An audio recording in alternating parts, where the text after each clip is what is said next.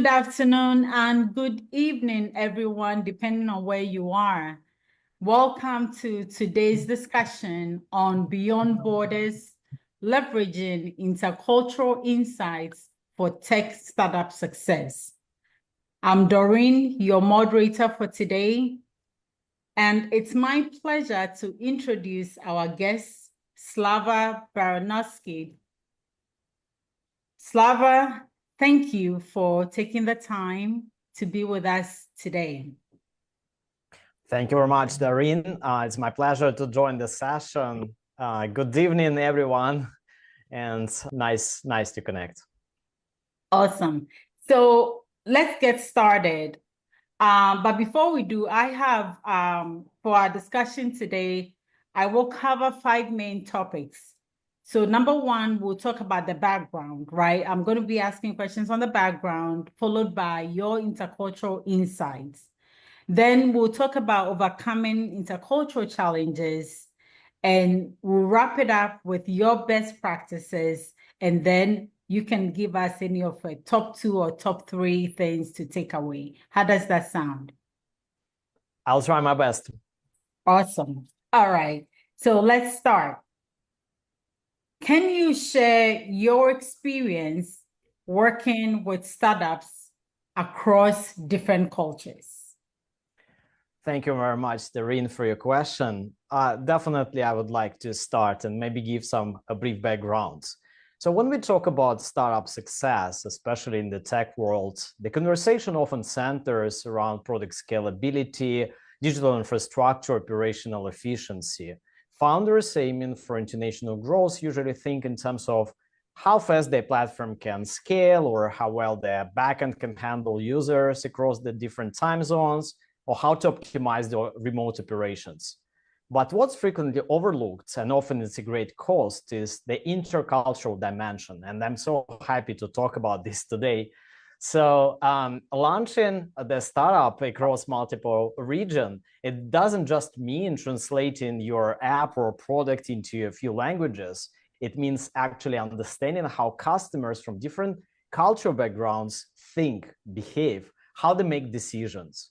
It means knowing how to communicate trust, value, and relevance in a way that it would resonate locally, even when you are building globally. So from my experience working with startups across borders, what I've seen is that the ability to read and respond to a cultural context is often what separates startups that normally expand from those who truly connect and succeed internationally. So what I'm trying to say is that interculturality plays that crucial and significant role for startup success and international expansion. It's interesting that you mentioned this is an area that is normally overlooked, and rightly so. People are so focused on profit, and bottom line that they forget about the people they're actually going to be working with. So with that in mind, I'm going to ask about how have you seen intercultural insights impact startup success in general? Yes, that's also a very important question. I would like to highlight that understanding culture is not just nice to have, it's a strategic advantage. In fact, I would go as far as saying that knowing the culture is the market you enter in is the key determinant to whether your startup will succeed or struggle. Through the Eligent Club community, which I'm running, I had the chance to observe how startups with truly multicultural teams often outperform others when expanding in international markets. And why this is happening is because they are able to anticipate the customer missteps and build the trust more effectively. So one piece of advice I would always give to founders looking to international markets in terms of expansion: buy a book about the culture first of market you want to enter, and the next book can be about the business strategy. Why? Because we really need to understand how people, what people value, how they communicate, and what builds credibility in that specific culture. Even the best strategy can fall if you don't understand these essential basics and foundations of it. So startups that lead to the cultural intelligence are the ones that win customer loyalty, and build strong global foundations.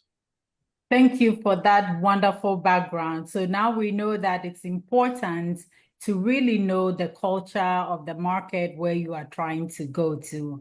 With that in mind, I'm going to pivot to how you leverage those cultural insights once you have it. And the question I have for you is, what specific intercultural insights have you found most valuable in startup environment? Yes, definitely.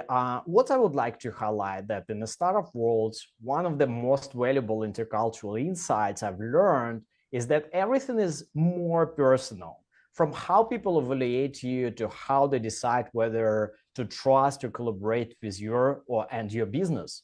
For example, if you're applying for a job in the UK, hiring decisions are supposed to be based on your experience, skills, performance, not your appearance or background. But in the startup world, the first thing people often do is actually check your LinkedIn profile. They want to get a sense who you are as a founder, your tone, your presentation, your values and appearance. That means if you want to scale your product internationally, you need to make sure your personal brand is accessible and appropriate for global audiences. I've seen some startup founders actually with impressive ideas, but their entire LinkedIn profile is written in some native language, let's say Spanish or another language. And this unintentionally close some possible doors for partners or clients who don't speak that specific language. It's about openness, tone, or cultural signals. So therefore, your website of your startup or your social media channels, your even email communication, all should reflect an understanding of the culture you're trying to reach. On a deeper level, actually, small interpersonal behaviors also matter. In the UK, for instance, it's common to begin the business meeting with a bit of casual conversation about the weather, the weekend, or some recent holiday, right? But in different cultures like Germany or Japan, spending several minutes on a small talk at the start of the meeting actually can be viewed as inefficient or sometimes even unprofessional. So the key insight is this: in startups, every small detail matters. When you're running a large established company, small cultural mismatches actually might be tolerated. But at the early stages of a startup, even minor missteps in communication, branding, interpersonal interaction can actually lead to misunderstandings, delays, or even lost opportunities. Therefore, if you want warmth from your audience, offer it first. Learn few local words, understand basic traditions, and adopt your tone and presence to show that you care about the culture you want to step in. And definitely it would pay you back. Definitely learn those few local words and make sure you use it appropriately, because otherwise it's going to get you into trouble as well. You have spoken like a pro, Slava. I'm going to ask you, as someone who has worked with startups for years, over 15 years now, how do you adapt your approach to suit diverse cultural contexts? And can you give us an example of a successful intercultural collaboration or partnership? I think we can mention our today's talk as a part of, as an example of international collaboration across continents, right, and different cultures. In my experience, the foundation of any successful intercultural collaboration is not just about understanding the cultural habits, tradition, or just communication styles. It's about finding and aligning about your shared values. If you ask me about our Eligent Club partners from different continents, from Europe, Asia, Africa, America, why they chose to collaborate with the Eligent Club. And they would say exactly the same thing. We collaborate because we share the same values. And the key here is because we have shared values, we have no cultural barriers. So the trust, respect, integrity, and shared vision, that's something quite universal, and we cannot fake it. If I understand the culture deeply, but it's impossible to pretend that I share the same values if I actually don't. So when adapting to diverse cultural context, it's important to begin with the clarity on the core values your startup is built on. And then I would suggest to seek the partners and clients who actually naturally align with those values. That alignment becomes the bridge, and cultural nuances still matter. Yes, we adopt communication, workflows, the processes, but when our values genuinely are in sync, the collaboration feels authentic, mutual, and definitely the beneficial for the both parties. So my suggestion, define your core values early. Don't compromise on them, and look for partners actually who would resonate with your values, your principles, and beliefs. That may help you to build successful collaborations across cultures. And that is when you know that you have, in fact, moved beyond borders. So thank you for that. For now, you have given us a good overview of what leveraging intercultural insights for success is all about. You have also provided us some insights on how we can leverage intercultural insights. I'm going to ask you about challenges. How do we overcome challenges? Because they are there. So first question I have for you on challenges is, what are some of the common challenges startups face when operating across cultures? Definitely, the challenges is something we have to discuss. One of the common issue, I would say, or kind of underestimated issue or challenges, is that misunderstanding how customers and partners in different cultures actually make decisions. A classic mistake I've seen: startup and some wants to enter some new market, offering some cheap product or cheaper product than competitors, and assuming that customers will naturally switch to a more affordable option, right? But in many cultures, price is not the main driver. Trust and perceived local benefit are far more important. If you take countries like India, Japan, and France, for example, they would be very, let's say, focused on their local products and local businesses. So on their specific markets, customers often prefer local brands, even maybe they can be even more expensive sometimes. There's a strong sense that buying local that supports the national economy or preserves tradition or sustain the local jobs. So even sometimes cheaper foreign product may be also viewed with suspicion or being disconnected from local needs. So similarly, in some regions like Middle East or parts of America, Latin America, for example, trust plays a central role in purchasing decisions. And I believe in Africa the same. So it's not just about how great your product is, it's about whether the product is trusted by your possible customers and your intentions and commitment to local community. That's why companies who try to sell directly without developing some local partnerships, or the ones who cannot build the trust, often fail to gain traction at the specific markets. Because the customers, they may see this type of products as an outsiders who simply extracting value rather than contributing to the local ecosystem.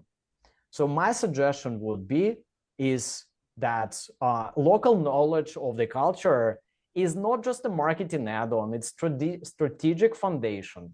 If we don't understand how people make decisions in that particular culture, we will struggle to connect, even our product is objectively excellent. So again, we're coming back to the point that we really need to understand the culture, but also decision-making process of people in that particular cultural context. I love it. And I love the fact that you kept highlighting the importance of trust, because trust is really a universal currency when you're dealing with any human being. So it's important that we make that also at the forefront. But then there are times that even with trust, there might be some misunderstanding. So how do you navigate cultural differences and potential misunderstandings? Right. I think it's not that scary as it sounds. You know, we're all different indeed. And that's the beauty of actually intercultural teams and maybe there's collaborations. In a startup environment specifically, these particular differences in how we think, work, and solve problems actually can be incredible strengths. Diverse teams and diverse perspectives, they lead to more creative ideas, some broader solutions, and better decision-making process. But naturally, of course, with diversity, we may get some potential misunderstanding. And that's actually completely normal. It's not a problem itself. What matters here is how we handle misunderstandings.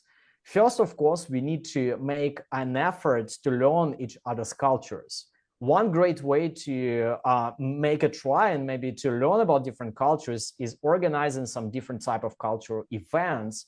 For example, it can be Diwali from Indian culture, Eid from the Middle East, Lunar New Year from East Asia, or Thanksgiving from the America, right? So these celebrations not only build the awareness of the culture, but creates the bonding moments that go beyond just work itself.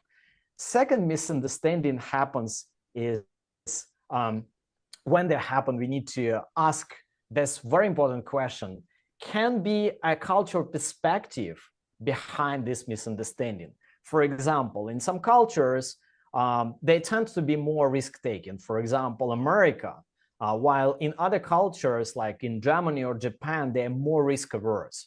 So that specific difference can impact everything from product strategy to how we fast team and how we move teams and how we develop our business.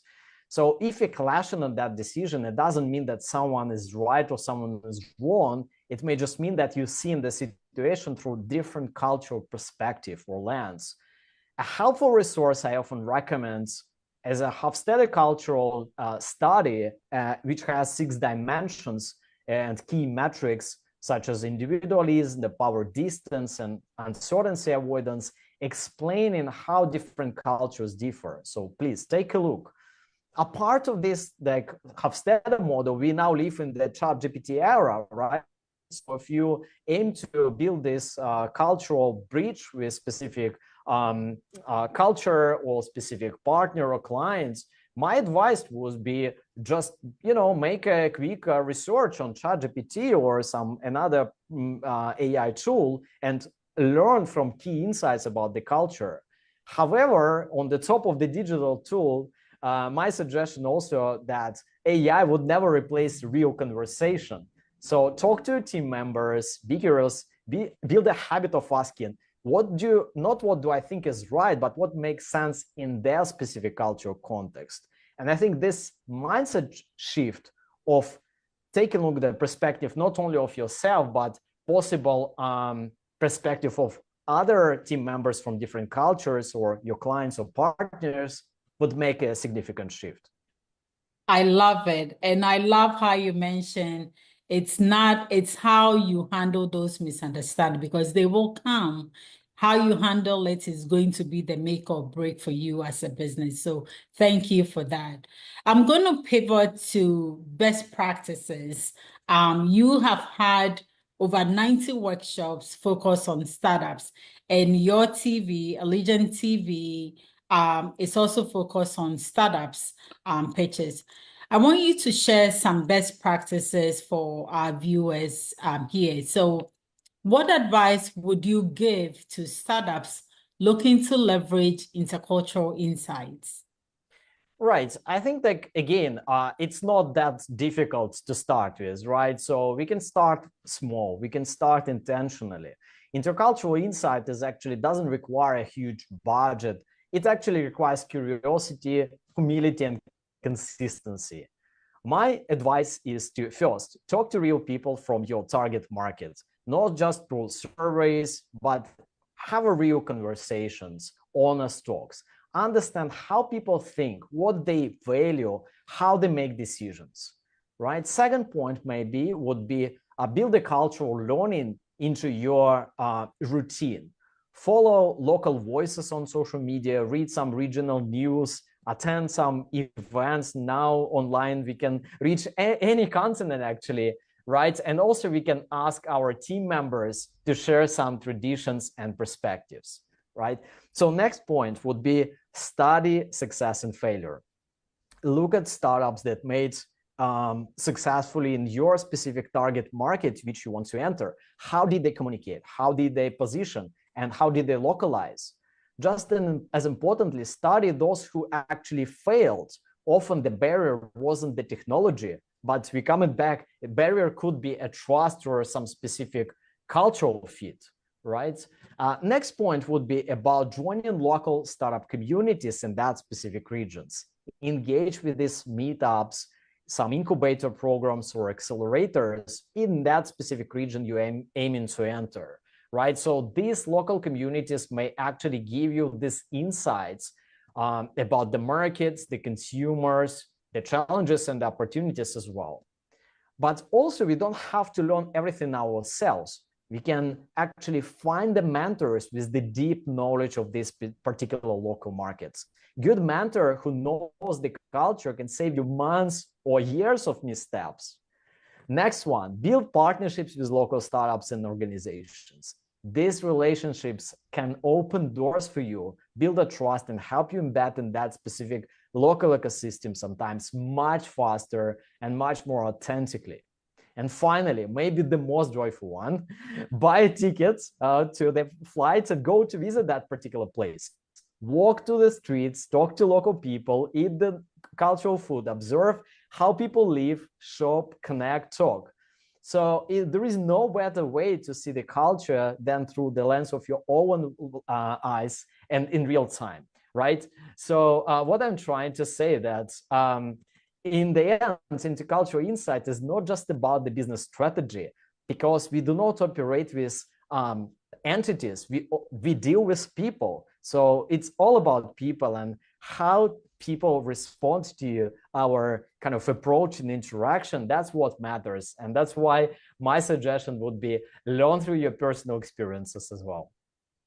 I love it. And I love how you say, attend these meetups, attend these workshops. And in fact, for those who are looking to come to Ghana, Tech Hub actually have every year around Christmas, we have what we call the Tech Group Meetup, where like-minded tech enthusiasts just come together and mingle and also potentially make business, partnerships. So definitely leverage that because it's the way to go. So thank you. Now it's a good time to show our sponsors. We do have Eligent TV, of which Slava is CEO. So thank you very much for sponsoring today's event. And thank you also for doing the replay for tomorrow. We do have GH Accommodation, which also provides hostel accommodations for students currently in Ghana and all across the universities in Ghana.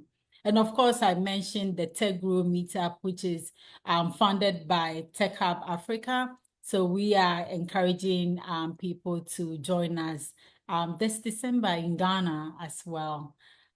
So with that, I'm going to ask you another question on best practices, because I love the insights that you've given. You cannot be in a silo when you are doing a startup.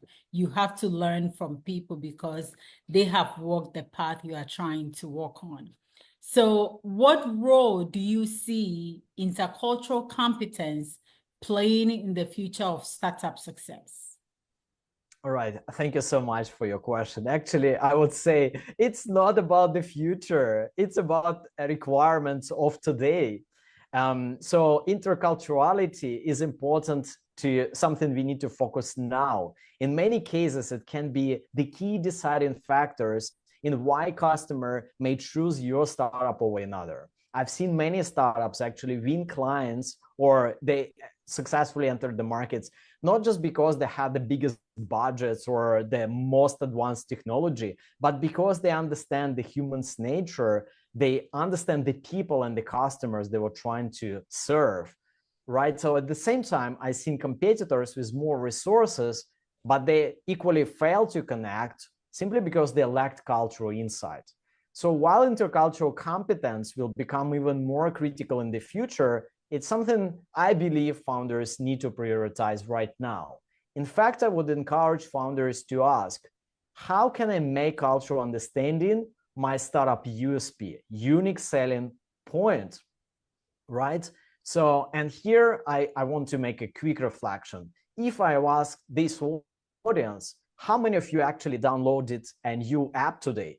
Most of you probably would say just zero, right? So we don't make it very often nowadays. But if even someone did download an app, it's likely because someone they trusted recommended it. So that trust is built through the cultural alignment by speaking the language, using the tone, and communication in the format and context your audience relates to. So, and that's where intercultural competence truly stands. It helps you build the trust across borders.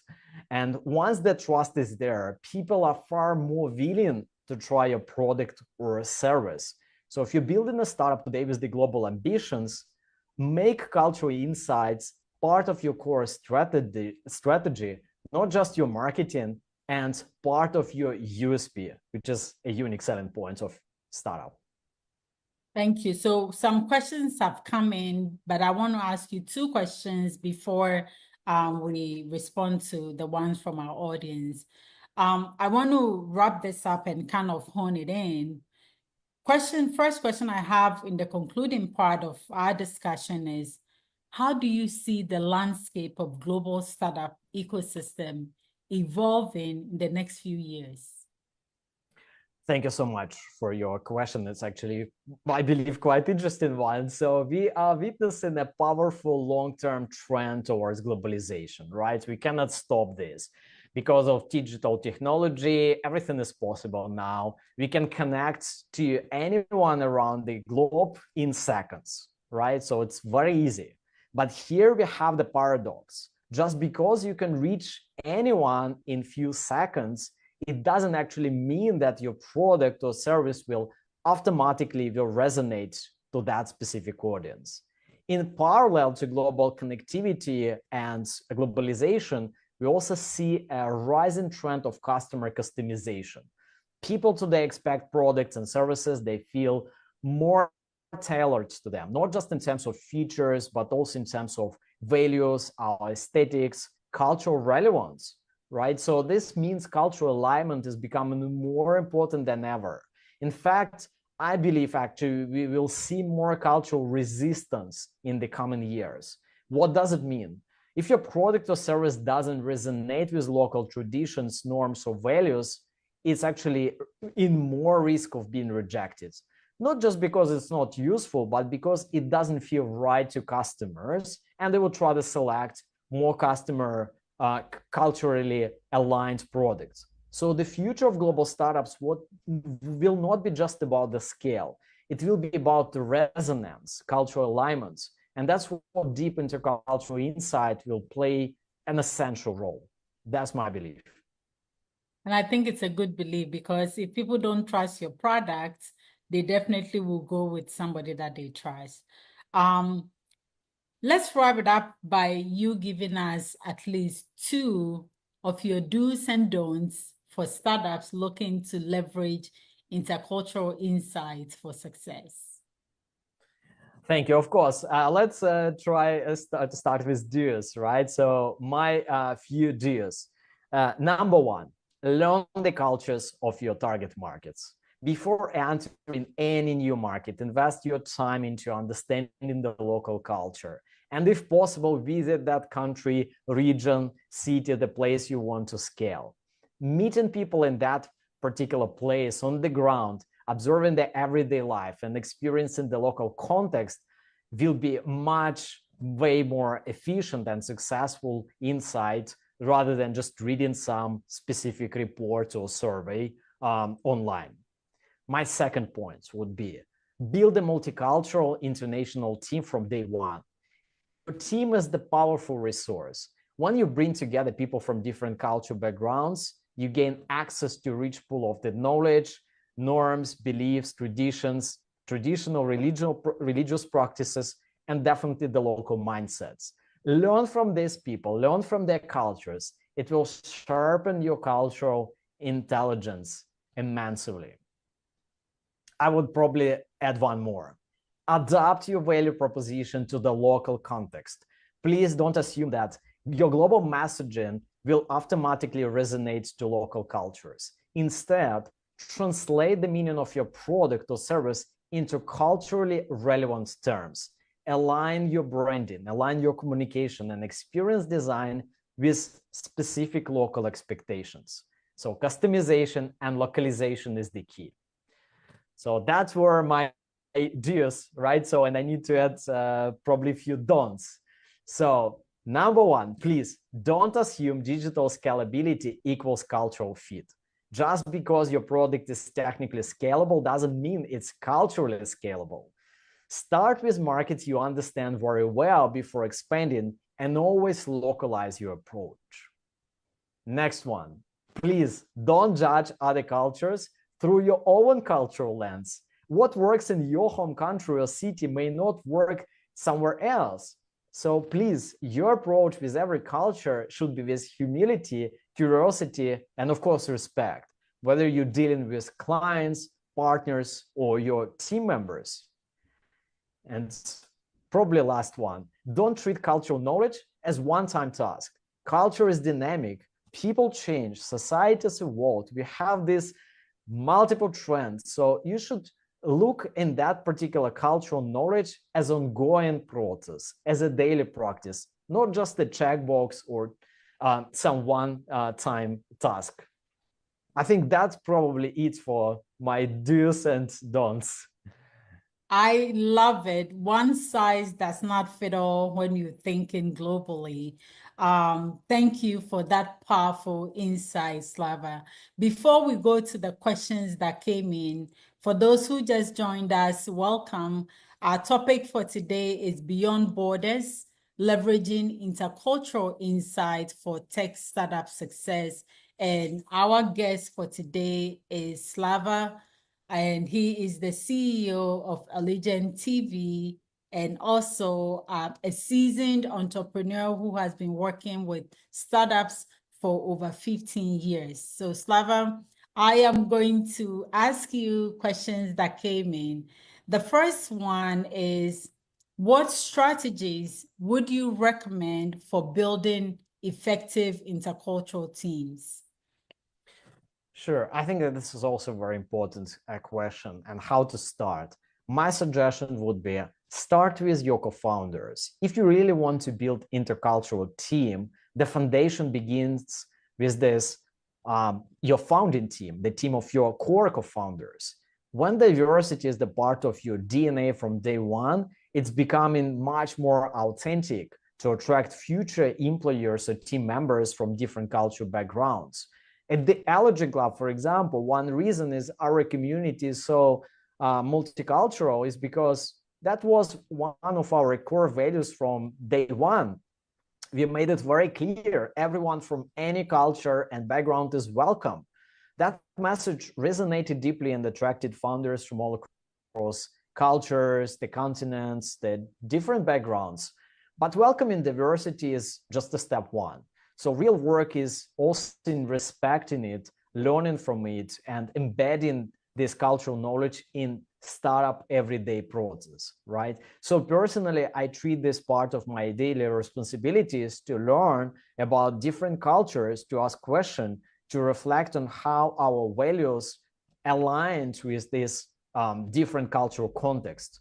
So therefore, to truly build an effective intercultural team, we need to create a safe, trust-based environment where people feel encouraged to share their traditions, values, perspectives, and maybe also differences. At the same time, we also need to establish clear cultural policies that guide this respectful behavior, collaboration, and communication, inclusive and accessible for everyone. So strong team culture doesn't mean one culture dominates. It actually means that every culture feels seen and valued. And again, everyone is welcome to work and collaborate together. I love that. The second question, it says, how can startups balance global ambitions with local cultural nuances? Right. Actually, every startup has dreams about going global, right? It's the nature of innovation. But global ambition without the cultural awareness is the fast track to fail. So the key is to start with the markets you really understand, where you know your customers, their motivation, how they make decisions, what drives the trust, and what the cultural expectations are. Once you achieve this real success in one specific market, then not just product market fit, but also product cultural fit. Only then you should look to expand into new markets. And even then, choose the next market based on your cultural proximity or your team's knowledge and expertise. Don't rush into markets you don't understand because you think that it's just a large or trending market. So a lot of companies, a lot of startups actually made this mistake. If you pick up even big companies like Uber who struggled in China, not because they had a bad technology, right? But because they misunderstood the local consumer behavior, the trust in local platforms, and some local nuances, right? So, and the local competitors like Didi navigated it more effectively. So the real success of global scalability depends on your ability to align with the cultural context of every specific market you enter. Yes, we need to think globally, but also we need to act locally and take into consideration this cultural knowledge of each market. I love that. And I know time is fast spent, but there's one last question that came in, and it says, what's the most important thing you have learned about intercultural insights in startup environment? I think it's going to be our key word of today. The most important thing I learned is that culture shapes how trust in startup is built, and that culture is never one size fits all. People around the world choose products and services they trust, but what builds that trust, it's different. And then not just between countries, but with them too, even inside of the specific countries. For example, in a country like India, you are not dealing with one unified culture. You're actually navigating dozens of languages, traditions, or religious practices, often varying from one region to another. South and North are quite different. Similarly, if we talk about the culture in London or a big cosmopolitan city like New York, it's very different from that culture in small towns across UK or US. So when we talk about the culture, it's not just about national identity. It's also about the regional, linguistic, or even city level nuances. And here why it matters. Culture often gives you the answer to why your clients or partners choose or do not choose your product or service. So therefore, sometimes it's not just about the price or specific features your product or service has. It's about whether your offering feels aligned with how they think, how they value, and how they trust. So understanding this is incredibly important for any startup founder. The deeper you grasp the cultural knowledge of the people you want to serve, the more effectively you can connect, communicate, build lasting relationship, and of course, get customers. Slava, thank you so much for illuminating the path to intercultural competence in tech startup. To our audience, we are so grateful for your engagement. As you embark on your startup journey, remember, embracing diversity and understanding cultural nuances can be your greatest asset. Take these insights from somebody who knows, been there, done it, Slava, and apply them and watch your ventures thrive.